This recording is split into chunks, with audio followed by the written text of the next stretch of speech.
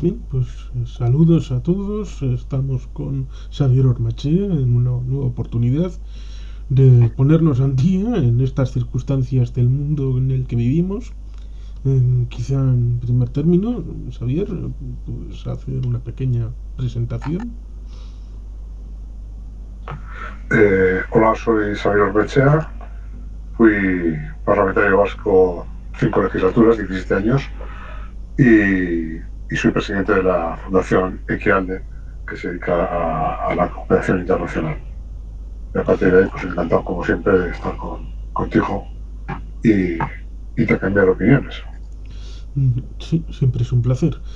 Creo que lo primero que mi conciencia me dice es señalar con pesar el asesinato de Shinzo Abe, primer ministro de Japón muchos años, a una última etapa durante 8 años consecutivos, una proeza para un primer ministro en Japón.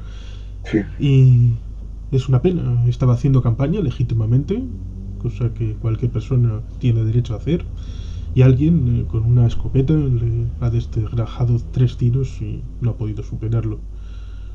En paz descanse. Quisiera recordar precisamente que hace no tanto, 30 años, hace solo 30 años, para la misión humanitaria con apoyo de Naciones Unidas tras la invasión de Irak sobre Kuwait, Japón, después de lo que pasó en la Segunda Guerra Mundial, que terminó en 1945, hace tanto, tuvo que hacer una gira por los países del sudeste asiático, es decir, una gira sobornando para que les permitieran a los japoneses, oye, por favor, a ver si podemos enviar material humanitario a través de las fuerzas de autodefensa. Este muchacho, Shinzo Abe, reabrió el debate de que Japón podía tener una defensa propia como Dios manda, sin tener que pedirle permiso a nadie por algo que pasó hace décadas. Aunque solamente fuera por eso, hizo una noble tarea en defensa de su pueblo. sí, así es. Habrá que esperar a ver qué conclusiones se sacan, pero en principio quiero creer que ha sido un hecho aislado y que no hay ningún tipo de organización radical detrás de ello, ni cosas por el estilo. Japón siempre ha sido un país que se ha caracterizado por prácticamente no tener movimientos terroristas y un nivel de delincuencia bajísimo comparado con cualquier otro país.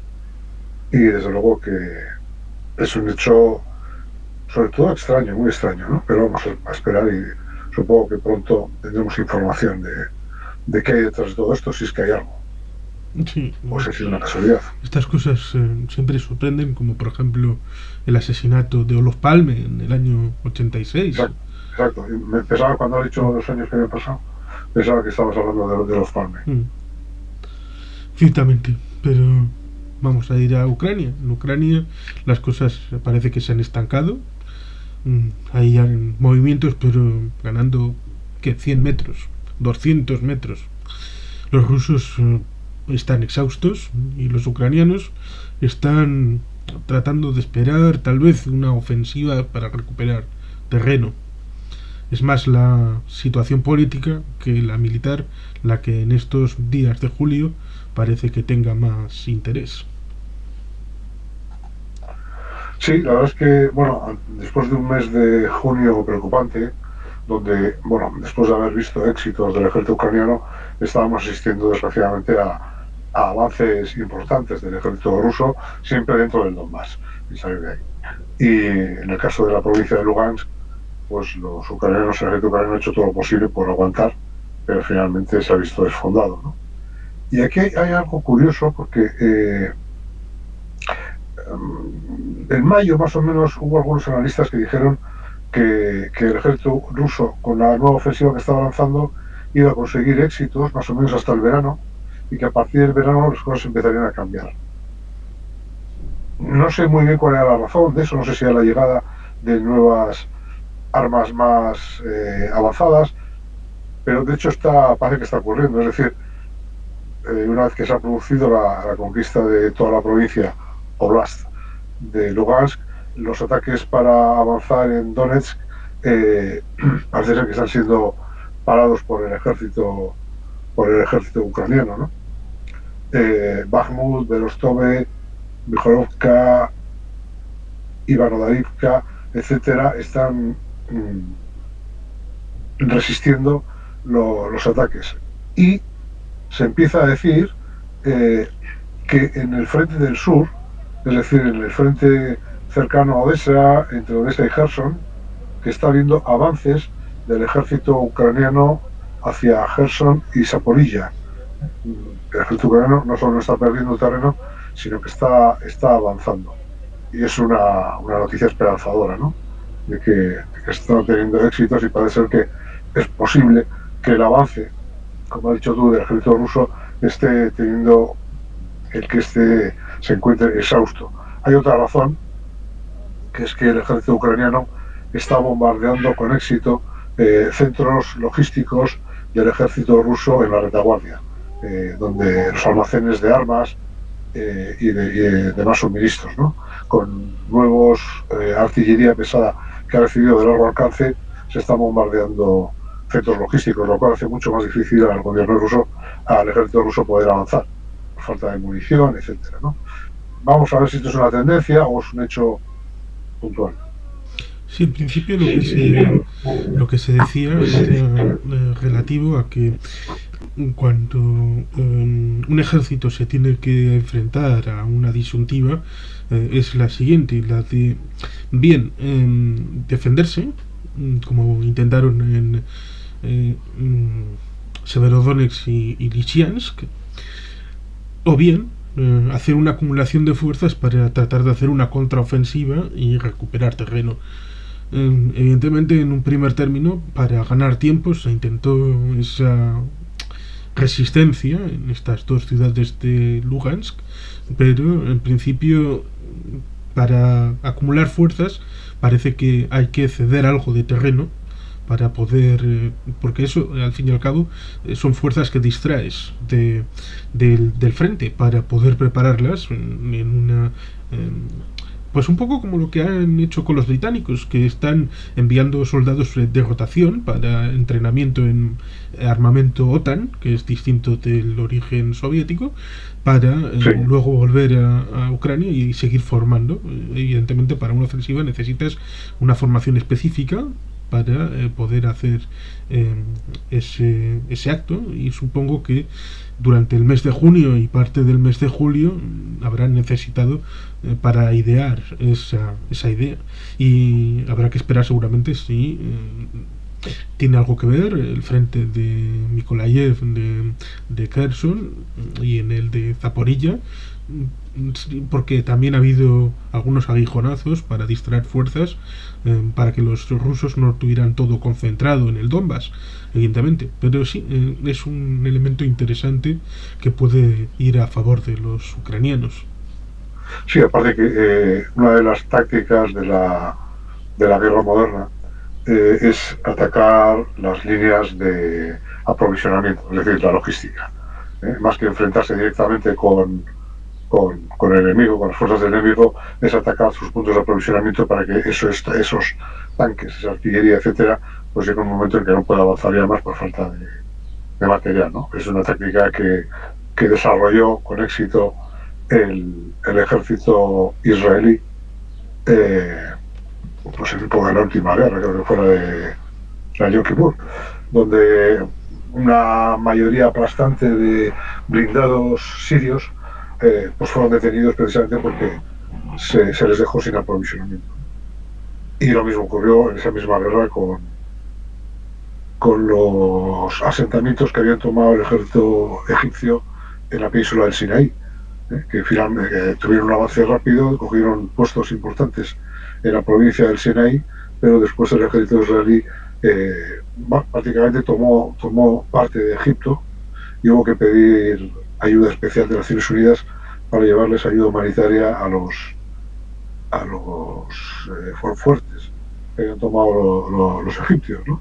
Entonces, bueno, el ejército ucraniano ya no es aquel ejército del 2014, que era un ejército, se decía, de opereta, con más oficiales que soldados, con material obsoleto, etcétera, sino que en estos momentos es un ejército equiparable a cualquier ejército de la OTAN.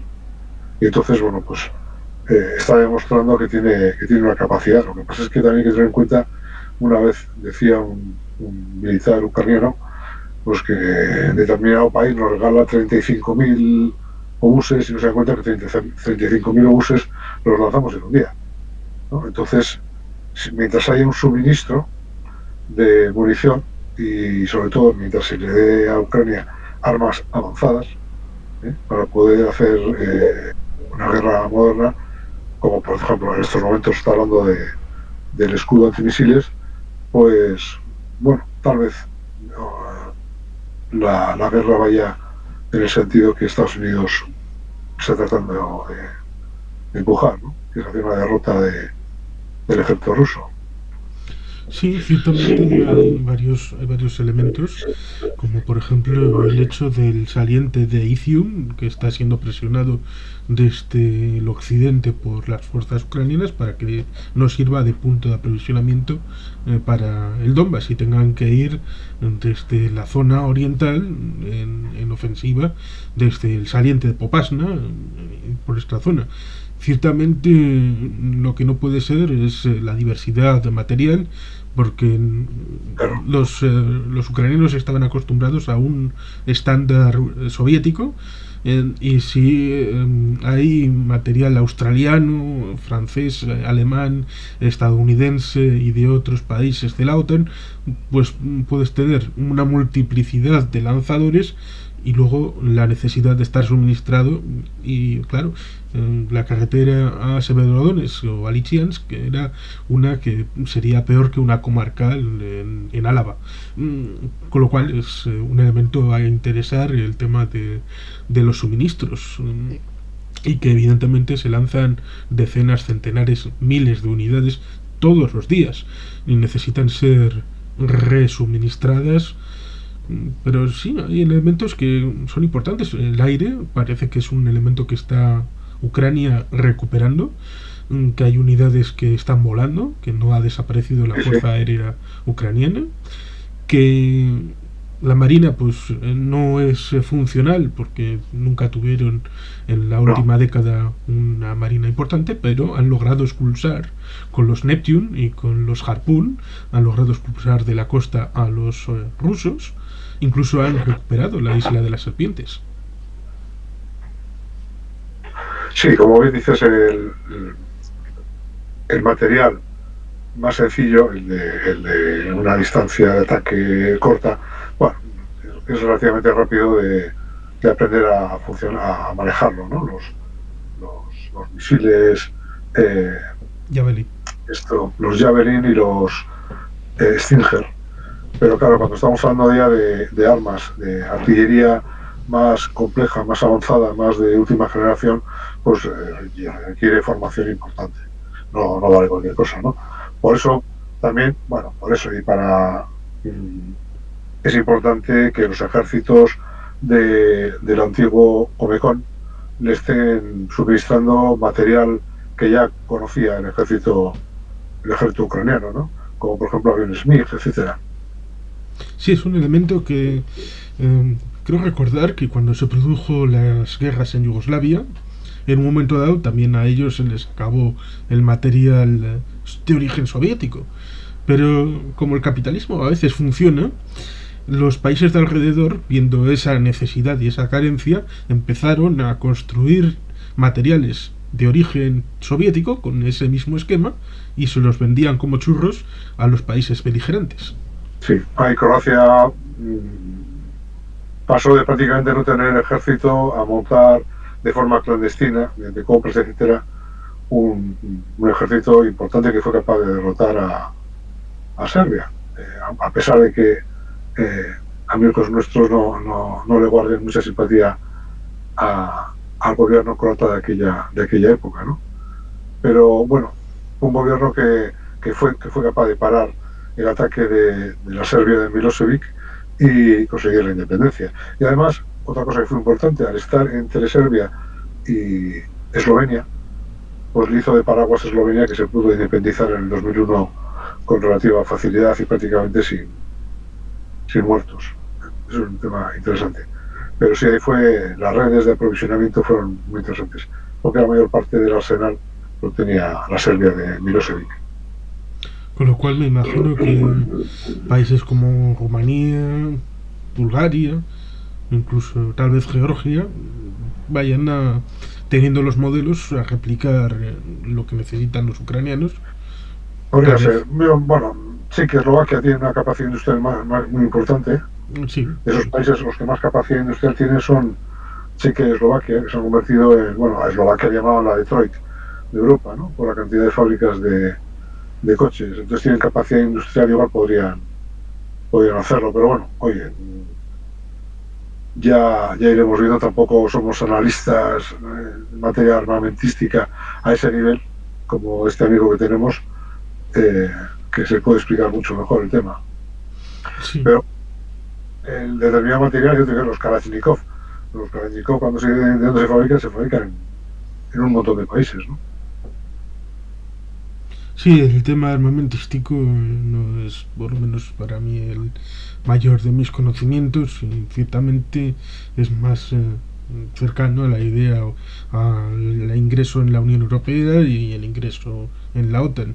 En cuanto a la Unión Europea, como más o menos se podía prever, aunque esto ha provocado una circunstancia complicada en Georgia, se ha dado el elemento de país candidato a Moldavia y a Ucrania. Y a Georgia se le ha dicho que todavía tiene que mejorar. No sé muy bien en qué, pero espero que estén haciendo sus deberes para ser candidato. Me imagino que en los próximos meses, tal vez. Pues es que, desgraciadamente, hace años que no he seguido, antes lo seguí, la actualidad política de Georgia, pero últimamente no lo he seguido, ¿no? Pero me da la impresión de que no es muy clara la situación interna del país en cuanto a cumplimiento de los requisitos para ser considerado como candidato. Ucrania tampoco del todo, pero bueno, se ha tenido más en cuenta la situación especial en la que vive, el hecho de que hay una continuidad geográfica con la Unión Europea, y por lo tanto se le ha empujado, poniendo unas condiciones fuertes. Estoy convencido que las van a cumplir, porque el problema es que a veces, cuando no hay un gobierno importante con fortaleza y que domine toda la administración, pero en estos momentos Zelensky está en una posición de mando importante en Ucrania, y por lo tanto puede impulsar el cumplimiento de las condiciones para ser candidato, el mejorar el respeto a las minorías, el atajar el sistema de corrupción, el tener un sistema de justicia absolutamente independiente. Todas estas condiciones que se le han puesto, creo que Zelensky es capaz de ponerlas en marcha, por lo menos, ¿no? Y bueno, pues y es lógico que otros protesten, que lo mío, ¿no? Esto es lo que pasa siempre con estas cosas, que lo mío. Lo mismo que Turquía también dice que lo mío, pero creo que, así como con algunos países que puede caber duda de si son Europa o no son Europa, Georgia, Armenia no lo ha pedido porque depende de Rusia para su defensa, Turquía, etcétera, el caso de Ucrania es innegable que es Europa. Es Europa, es frontera con Europa, entonces es difícil ponerle peros a Ucrania, salvo los requisitos, claro. Sí, en el caso de Armenia se da una circunstancia curiosa. Es que tenían la idea, desde hace décadas, que si tenían un problema los rusos iban a ir a por ellos, les iban a rescatar y les iban a apoyar. Pero claro, ahora se han visto que los rusos no son muy de fiar. Y cuando hay alguien enfrente, como curiosamente pues tú mismo dijiste ya el año pasado, que si había un rival que se pusiera enfrente y les hiciera sentir la debilidad, como el ejército ucraniano reforzado en estos 8 años, han visto los armenios que no tienen todas las suyas, incluso cuando ha habido un pequeño pinchancito en los últimos meses de Azerbaiyán para poner un poco en jaque esa situación débil de las fuerzas de paz rusas que han desaparecido prácticamente porque han ido a Ucrania. Los armenios han empezado a cambiar un poco la idea de que igual tienen que protegerse ellos mismos. Incluso han empezado a hablar directamente con los turcos, los armenios, que en teoría Turquía y sus primos sería importante. Lo que pasa es que Turquía siempre va a apoyar a Azerbaiyán, porque en el fondo son sus primos hermanos, ¿no? primero son sus primos y segundo, históricamente, desde, desde la caída del Imperio Otomano, tienen una manía especialmente encorada contra las minorías, la minoría armenia y la minoría griega que tenían. Eh, Respetaron un poquito a la minoría kurda y luego también han ido por ellos. O sea, Turquía es un ejemplo de país que no es en principio muy compatible con los valores europeos. Sí, Y Armenia pues sí. tiene que evolucionar y vamos a ver hacia dónde va, pero claro, además que Turquía les ha dado drones para activar a Azerbaiyán y bueno, pues en 2 semanas de enfrentamiento en Artsakh, o Nagorno-Karabaj, como prefieras llamarle, pues les han capturado varias poblaciones. Sí, prácticamente han llegado a conquistar la ciudad histórica y casi tirando hacia la capital del enclave. Sí, Sí, hay que estar atentos a estos reposicionamientos, porque por ejemplo también está el tema de Kazajistán, que han negado la supuesta independencia de Luhansk y Donetsk como entidades independientes. Han ofrecido a la Unión Europea el petróleo de Kazajistán para equilibrar el que no había de Rusia, y Rusia ¿por ya dónde está lo sacan? empezando. ¿Por dónde lo sacan? Esa es otra pregunta. Pero Ah, ¿por dónde ofrecer, lo sacas? ¿no? Los rusos ya han dicho que por Rusia no. Pues claro, La respuesta de los kazajos ha sido salirse del mecanismo de temas monetarios del CEI. sí, sí. Igual acaban saliendo del todo, porque los rusos seguro que no se van a quedar tranquilos, sobre todo diciéndoles, oye, que os hemos salvado de una revuelta interna hace nada, cosa que era un asunto innecesario porque no necesitaron realmente, No, pero lo pidieron. bueno, fue más simbólica que otra cosa, pero no era necesaria. El tema es, yo vuelvo a insistir en mi teoría del fin del imperio. Rusia está en los estertores del imperio, es decir, no quiere aceptar que ya no es una superpotencia, ni militar, ni económica, ni poblacional.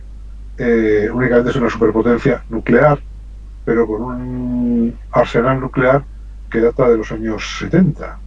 No sé qué garantías tienen de que si le dan al botón no explote ahí mismo en sus bases, ¿no? Entonces, el problema es que cuando se dice, cuando ha dicho Joe Biden o Johnson que hay que ir a la derrota, que no se puede ir a un fin negociado cediendo territorio, etcétera, hay que ir a la derrota porque hay que forzar que Rusia acepte que no es una superpotencia, que es un país más de Europa y que su futuro pasa por estar junto a los demás países de Europa.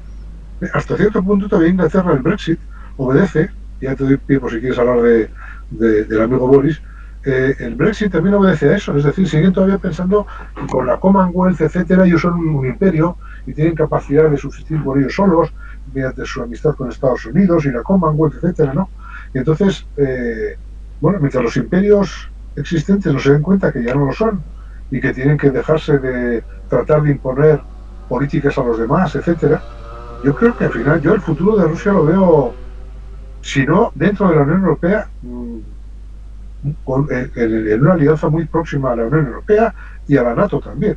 Pero claro, siempre y cuando pues haya una evolución hacia un sistema realmente democrático, ¿no? Que realmente hay líderes democráticos en Rusia y bueno, todos recordamos, tanto con la época de Nemtsov como Navalny, congregaban cientos de miles de personas en Moscú en favor de la democracia y en contra de esas dictaduras. Entonces, Rusia tiene que evolucionar hacia pues, un país normal, que ya no es un imperio, que ya no tiene que aspirar a estar sentado en el G7, ni acelerar cumbres como antiguamente, ni imponer su política, y bueno, pues caminar hacia Europa, ¿no? Porque es el futuro en todos los aspectos de Rusia.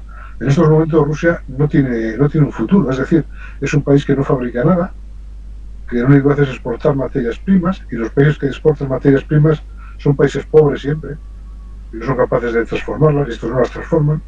Entonces, perder la guerra para Rusia va a ser un bien que va a generar una regeneración interna del país posiblemente, pero tiene que ocurrir. Sí, utilizando otra otro enfoque, digamos que tendríamos el asunto de China. China es el mayor contendiente para el futuro como sociedad global. Durante 20 años hemos estado ciegos porque en el 2001 hubo el incidente de Hainan en junio, en donde un avión de Estados Unidos que estaba entre la isla de Hainan y una de las islas Paracelso, que son las del norte, creo que las del sur son las Spratly, más cercana a Indonesia, bueno, pues tuvo un encontronazo con un avión caza de los chinos. Este avión tuvo que aterrizar en la isla de Hainan y fue objeto de intercambio, pero después de junio llegó el 11 de septiembre y los Estados Unidos se metieron en Irak, se metieron en Afganistán, se metieron en el avispero de Oriente Medio creyendo que podían transformar eso en democracia. Olvidando China, que creían que con el comercio iban a convertirlo en un sistema democrático a la larga, como pasó con la Unión Soviética, que implosionaría, con lo mismo que Alemania, pensando que haciendo comercio con los rusos automáticamente iban a ser capitalistas, iban a ser amigos de los europeos y todo esto. Presunciones. Luego nos encontramos con que ya tienen 3 portaaviones, ya tienen submarinos, tienen una fuerza aérea, quieren reconquistar Taiwán y quieren imponer a través de la ley de seguridad un sistema totalitario en Hong Kong, destruyendo, por otro lado, la ley que se suponía que iba a llegar hasta el 2047 de transición de un país, 2 sistemas, mintiendo descaradamente.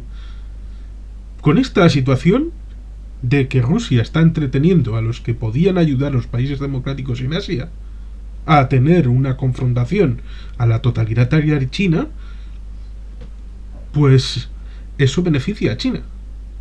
Rusia está haciendo el trabajo sucio a los chinos para ser ¿qué? Para ser un edecán, un mayordomo, alguien suministrador de materias primas al nuevo imperio. Quizá cuando pierdan la guerra se den cuenta de estas circunstancias, de que han sido el tonto útil, suicidándose ellos, para dejar a Rusia en mal lugar, destruida, implosionada tal vez, convertida en más de un país, para el beneficio de China. Y además, en la zona occidental, que porque los rusos en su mayor parte viven en Europa, ciertamente, como has sugerido. De los Urales al Atlántico. Solamente hay una zona donde tienen mayoritariamente los armamentos nucleares, que es en la zona de Murmansk y Arcángel, sobre todo en el ámbito del submarino. Ahí en la zona polar, sí, sí. Y solamente hay una carretera y una línea de ferrocarril que llegan hasta allí, que va a ser objeto de amenaza, entre comillas, con la incorporación de Finlandia a la OTAN, cosa que ha conseguido destruyendo las esperanzas de paz en Ucrania. Es decir, bueno, querían menos OTAN y Putin ha sido el mejor vendedor de la OTAN en décadas. Sí, está claro. Aparte que Putin sabe que no tiene ningún riesgo de que la OTAN le ataque por ningún lado. Es decir, que es que él juega con esa ventaja. Sabe que la OTAN no le va a permitir meterse en terreno ajeno, pero que no se va a meter nunca en terreno de ellos. China creo que tampoco, porque China no está en una política belicista. ¿No? A China no le interesa generar conflictos, entonces es porque China basa todo su éxito y todo su sistema en el éxito económico. Es decir, mientras la gente vaya viviendo cada vez mejor, suba el nivel de vida de la gente, etcétera, va a ser un país estable. Dar de comer a 1.000 millones es algo complicado. Perdón, que se me ha colado aquí. Y entonces China no va a entrar nunca, va a hacer pequeñas cositas, amenazas, etcétera, pero no va a entrar porque eso sí supondría el hundimiento de su economía. Es como el tema de cuando la gente dice, no, porque China e India están apoyando a Rusia, están apoyando de boquilla.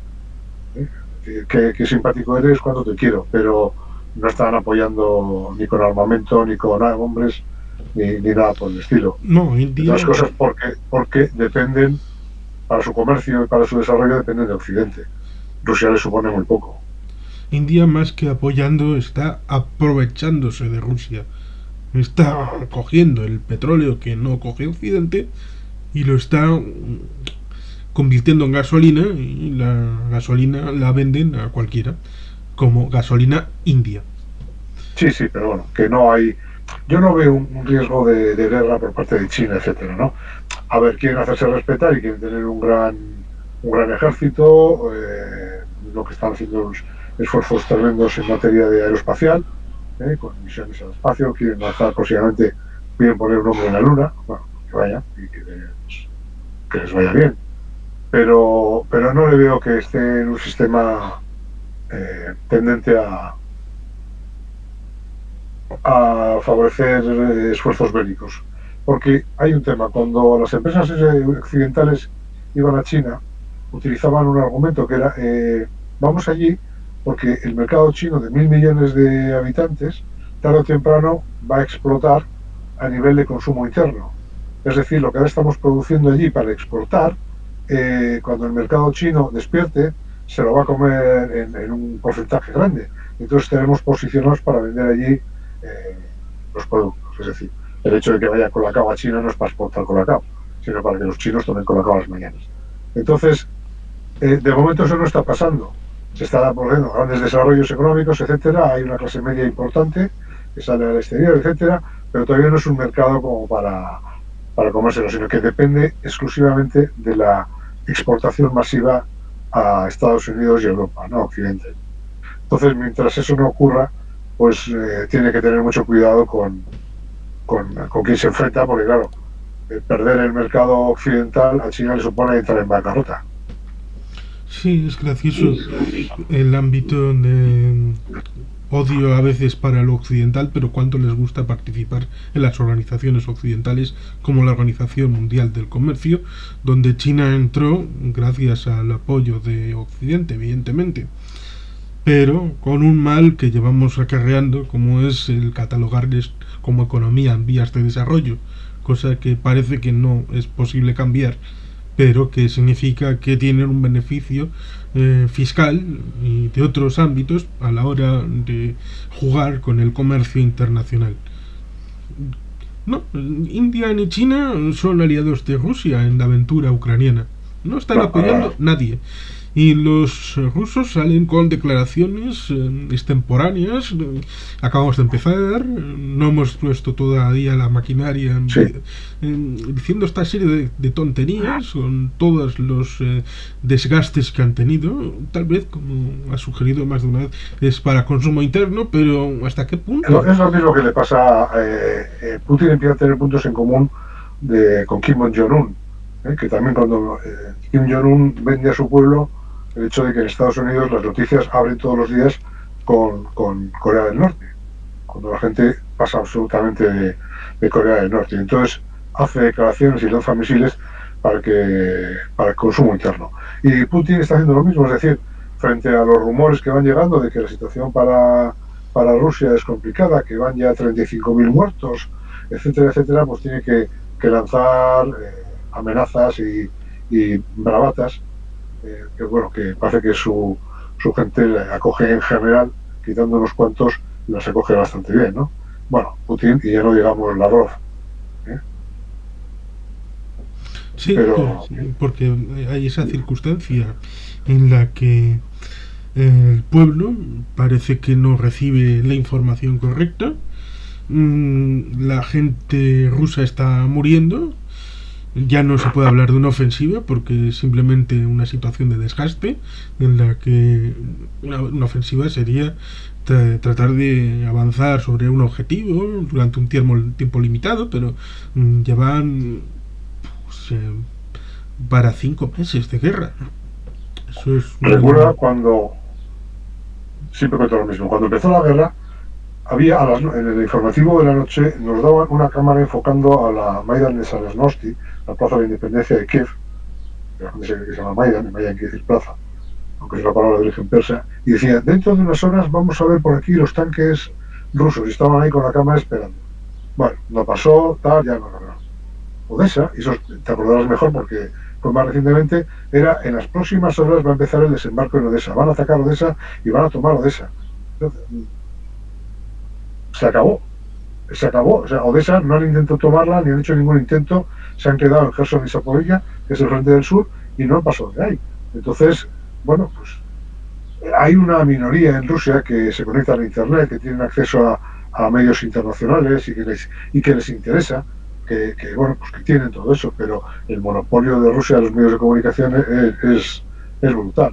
No dejan que nadie en general se informa. Y bueno, ya vemos que cuando aparecen programas de televisión, las burradas que dicen hacen que Putin parezca el más moderado del país. Todos los demás son mucho más radicales, ¿no? Y tienen una obsesión con echar una bomba atómica en Londres. Sí, es una cosa pintoresca, prácticamente salida de una película de James Bond. Esta gente que ha logrado que ya a estas horas prácticamente creo que se puede decir que 12 de los miembros de la OTAN ya han ratificado la adhesión de Finlandia y de Suecia, pensando que estamos a día 8 y que la formal firma ha sido el 5 de julio, es decir, hace 3 días. Es un elemento récord, ¿no?, para dos países que prácticamente de facto ya se pueden decir que son miembros de la organización. Y luego ya se verá, porque siempre pueden acabar logrando que Irlanda, que Austria o que algún otro país más acabe, incluso Suiza, ¿por qué no?, acabe ingresando en la OTAN, convirtiendo a la organización en un elemento aún más europeo de lo que podía preverse, porque hay quien dice, no, están enterrando el ejército europeo a través de la OTAN. No, puede ser compatible, porque cuando se dice que haya un 2% de gasto militar en Europa, no tiene por qué ser 2% directamente ligado a la OTAN. Puede ser a un ejército del país ligado a una estructura europea que se alíe con la OTAN. No, simplemente el hecho de reforzar la fuerza aérea con la fuerza naval ya te supone llegar al 2%. Es decir, con comprar más Eurofighters, pues que encima España produce parte de esos Eurofighters, pues con comprar más Eurofighters y hacer algún destructor más, etcétera, ya se llega al 2%. Pero lo que nadie dice es que lo del 2% es un tema que pone Trump cuando Trump va a Europa y les dice, oiga, ya está bien de que Estados Unidos sea quien financie su defensa. Eso estaba muy bien después de la Guerra Mundial, porque ustedes eran países destrozados, pero en estos momentos no puede ser que Estados Unidos esté pagando la defensa europea. Entonces, ustedes inviertan el 2%, defiéndase a ustedes y tengan a mí como un aliado, pero no descarguen sobre mí el gasto de la defensa europea. Entonces, precisamente, los antiamericanos, de estos que hay todavía que quedan, pues deberían ser más partidarios de lo del 2%.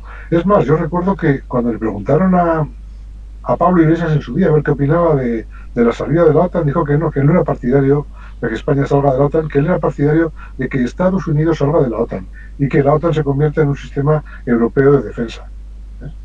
Pero vamos, que precisamente lo de incrementar el gasto, etcétera, es para que Europa se defienda a sí misma sin que tenga que estar Estados Unidos pagando, porque también Estados Unidos en estos momentos tiene otras preocupaciones, como has dicho tú antes, con el sudeste asiático y con China, etcétera, donde tiene que poner su mira y quiere quitar efectivos de Europa, o poder quitarlos al menos. Sí, los desafíos globales no van a desaparecer, y China lo que quiere es tener una proyección a países que evidentemente quieren mantener una cierta independencia, como pasa en otros lugares del mundo. Vietnam, que evidentemente no le tiene mucho cariño a China, Japón, Corea, la propia Australia, Indonesia también, ¿por qué no decirlo? Sí, claro. Camboya, son países que quieren tener un comercio abierto. Por ejemplo, Camboya se ha vinculado ahora con India, pero a través de la India pues también hay vinculaciones con otros países del entorno, y evidentemente Estados Unidos no está en disposición de abrir dos escenarios globales al mismo tiempo. Podía estar en dos guerras, ya fueran Irak o Afganistán, pero estamos hablando de países pequeños, no estamos hablando de China y Rusia a la vez.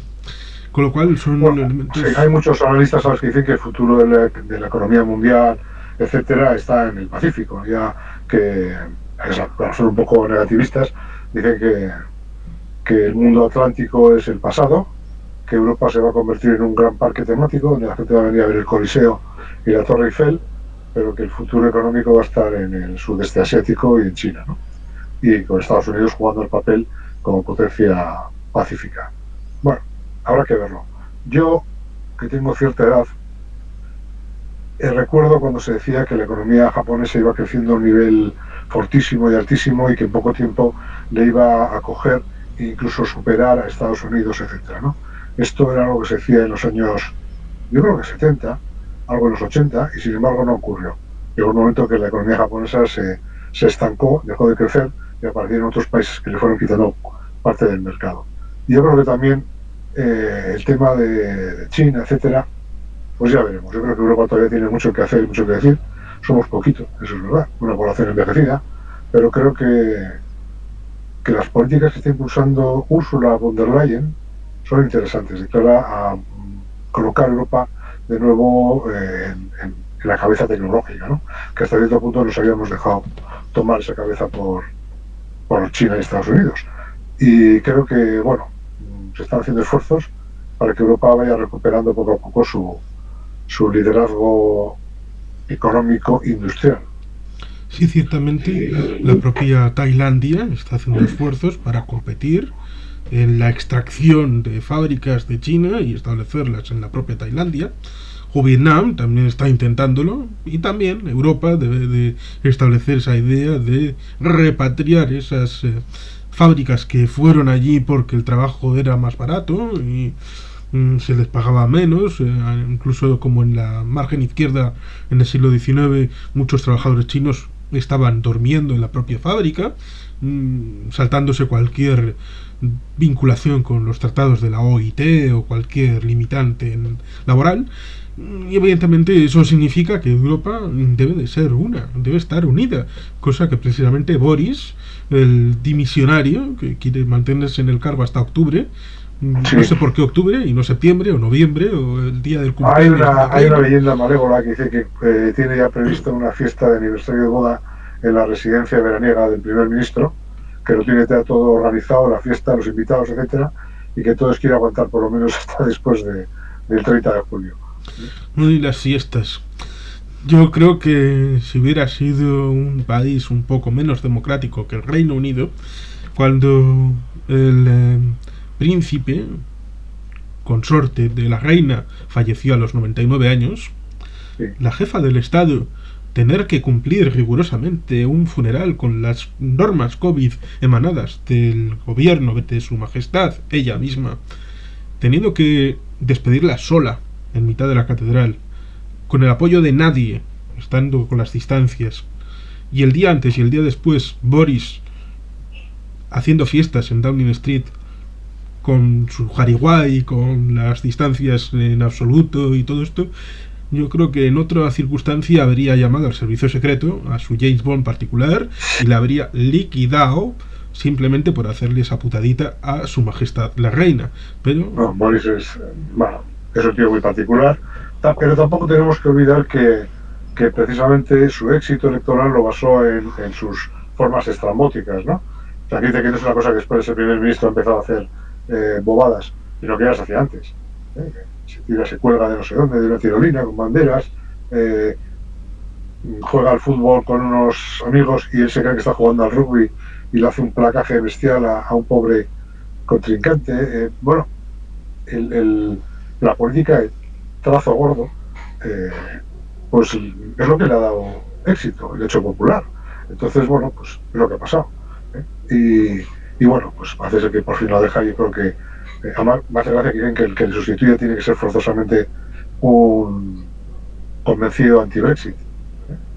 Tiene mucho miedo de que un nuevo líder pueda cuestionar toda la política con Europa de nuevo. Pero bueno, ya iremos viendo. El caso es que Inglaterra es un país interesante, un ejemplo de democracia, y bueno, pues creo que Boris Johnson es un lapsus en esta historia. sí, porque él mismo firmó un documento sobre el protocolo del norte de Irlanda sabiendo que no lo iba a cumplir. Pero lo Sí, firmó él. Pareciera que cuando van a la reunión con el DUP, que fue aliado con Theresa May, porque sus 10 diputados eran justo los que les daba la mayoría absoluta, no, no, esto es culpa de Úrsula o de Jean-Claude o del que sea o de Michel, da igual, es culpa de Europa. Pero sí, has firmado tú que se establezca la frontera en el mar de Irlanda porque la paz es primordial y la paz establece que no debe haber una frontera entre las dos pero si Irlandas. no firmaba eso, él lo tenía muy difícil para conseguir votos en Irlanda del Norte. Entonces ha engañado totalmente a la población norirlandesa. Sí, era un susto o muerte. Era o ponemos una frontera dura entre las dos Irlandas, con lo cual volvemos a tener un IRA, se llame como se llame, de parte de los católicos, o ponemos una frontera dura en el mar, con lo cual tenemos unos nuevos paramilitares de parte de los protestantes. Era una cosa o la otra, y trataron de hacer las dos y ninguna a la vez. Como al final la frontera está en el mar de Irlanda, a pesar de que no hayan puesto ni aduaneros, ni controles, ni nada, los esté haciendo la parte europea, pues se han encontrado con protestas de los protestantes y con amenazas y con actos violentos de parte de los unionistas. No creo que vaya a volver a haber violencia tipo los paramilitares o el IRA, etcétera. Es decir, una vez que el pueblo prueba la paz, es muy difícil volver a lo anterior. Hay un intento de moción de censura en el gobierno de Irlanda. Y bueno, que el Sinn Féin lo tiene difícil porque necesita... hay 24 independientes en el Dáil, en el Parlamento irlandés, y necesitaría convencerles a todos. Evidentemente, cada cual es de su circunscripción, tiene su elemento localista a la hora de establecer la vinculación con el elector en Irlanda. Es difícil que vaya a salir adelante, pero tampoco en el norte, tampoco en el norte hay gobierno actualmente.